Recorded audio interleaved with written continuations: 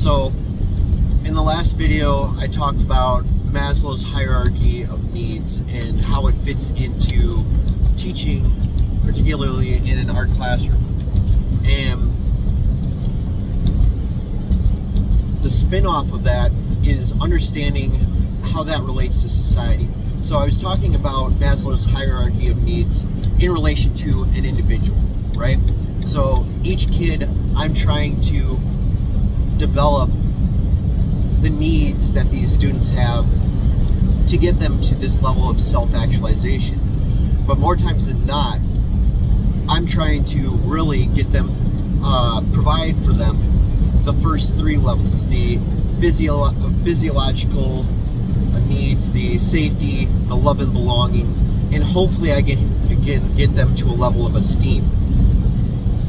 But with our current society, what is provided, what our country has in this time, we are in arguably the best times in social history. We have more now than we have ever had before in history.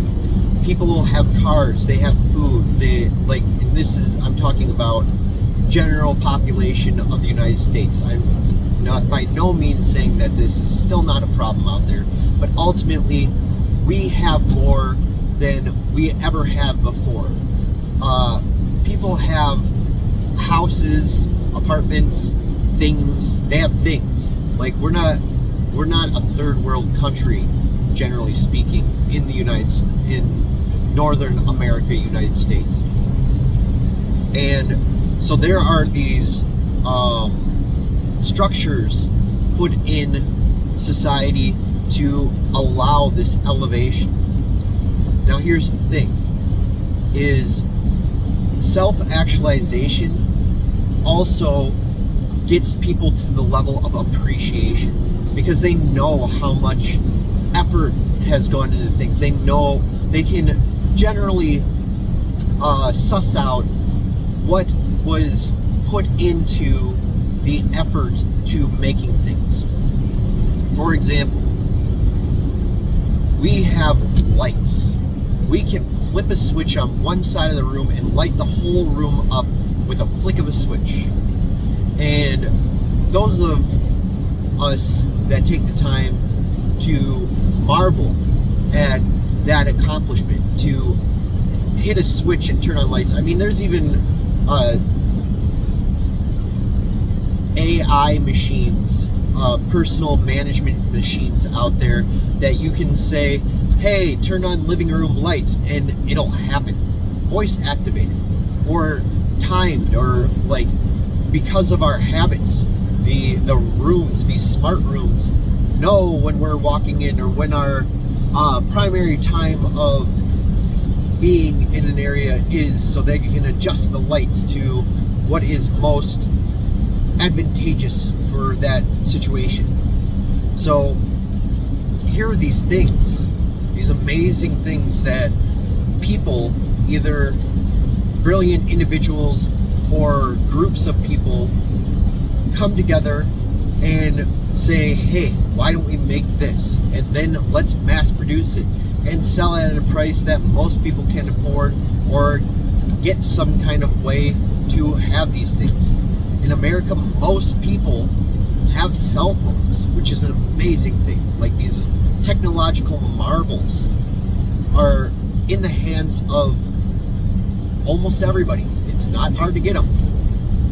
So we're getting these things, these results of others' actualization, and we're not taking the time to recognize, cell phones specifically, what social media and these being able to have this gadget that looks up information and stores information and communicates and in our hands. We don't recognize what this power is, and because of that, they can be misused and they're hurting people. And so being part of this climbing of Maslow's hierarchy of needs in the classroom is getting students to a level that they recognize what these things are, that these are choices. By being given these marvels, these results of other people's self-actualization, there needs to be questions asked and assessments done to how to be, when, how, what for, and why, and what are the results we are using these technological marvels or these advancements or any of these things. So if you put it in terms of Maslow's hierarchy of needs, is society is giving out things of self-actualization and esteem without the foundations of physiological needs, safety, love, and belonging. Those are skipped. And you can see it by the amount of people that are depressed or upset or going through trauma or inflicting trauma, because these things aren't there. They're hurting in some way, shape, or form. And ultimately, this becomes the function of an art class, is like recognizing that an artwork took time, it took effort, there had to be thought, there had to be mistakes, there had to be foundational understandings in the recognition of how those things can be complicated or put in different situations. And this becomes the artwork. So this becomes the art class, the purpose of art and its need for society. So you see it in the individual, but it's also the masses. We call that recapitulation. It's like Spider-Man. Spider-Man has been redone and recast multiple times in smaller forms and larger forms. And that's what Maslow's hierarchy of needs is essentially addressing, is this ability to recognize the development of an individual also plays into the development of a society.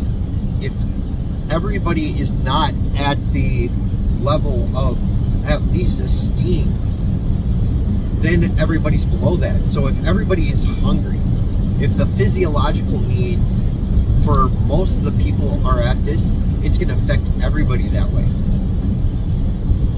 And if we don't get to this level of safety, then everybody feels unsafe, and yada, yada, yada. And this gets built up higher and higher. But having an individual trained in this, they will stand better than those who do not. But these individuals who are at the level of self-actualization, if the majority of its society is still dealing with safety, then they are now unsafe. And so the whole level of society needs to recognize that if we are to progress as a society, then all of these levels must be met for everyone. And that's what public education is supposed to do, if you think about it. We are the general means of education. But if everybody's not on the same page of we need to all be physiologically taken care of, then some people are left behind, or they're not doing it for themselves, or they're not educated to do so, how to take care of yourself. So when these things are addressed in schools, sometimes teachers are looked at in a negative light, because honestly, if they're not doing it in the best, teaching this in the best interests of the students, then it can be terribly misused. It's a scary thing.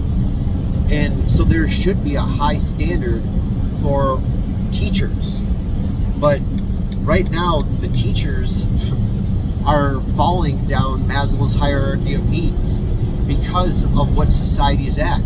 If we're supposed to be teaching self-actualization, the lessons, that's what those lessons are. We're teaching something for kids to self-actualize, go up, learn more, be self-sufficient, be independent. If we can't get to that level of self-actualization, we need to keep going down the rungs until we are meeting the needs of the students. Like, if I've got a class full of kids that haven't slept, or have poor hygiene, are hungry, are thirsty, like are tired, then that becomes the only thing that the teacher can teach. So it's foolish when we have to teach these subject matters and we're dealing with classes of kids who have not had these basic needs met to get them to the next level. I should be worrying about safety.